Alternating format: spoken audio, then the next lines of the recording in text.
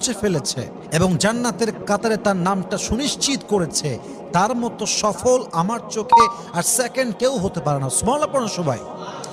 লা ইয়াস্তাওয়ি আসহাবুন নারি ওয়া আসহাবুল জান্নাহ, আসহাবুল জান্নাতি হুমুল Faizun. The people of paradise and the people of hellfire, they are not equal ever.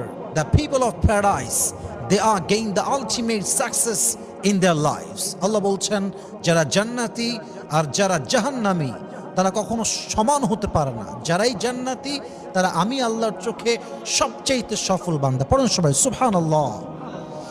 এজন্য আল্লামা ইকবাল রহমতুল্লাহি আলাইহি খুব সুন্দর করে লিখেছেন, जिसे अल्लाह मिला और दुनिया में उसे कुछ भी ना मिला फिर भी उसे सब कुछ मिला, और जिसे अल्लाह ना मिला और दुनिया में उसे सब कुछ मिला फिर भी दर हकीकत उसे कुछ भी ना मिला।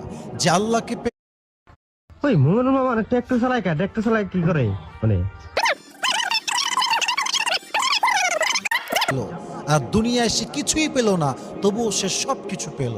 আর যে আল্লাহকে পেল না, যে আল্লাহর বন্ধুত্ব পেল না, সে জান্নাত পেল না, কিন্তু দুনিয়ায় সে অনেক কিছু পেল, যদিও সে অনেক কিছু পেয়েছে বাহ্যিক চোখে, বাট বাস্তবিক অর্থে সে কিছুই অর্জন করতে পারে নাই। ঠিক কিনা বলেন?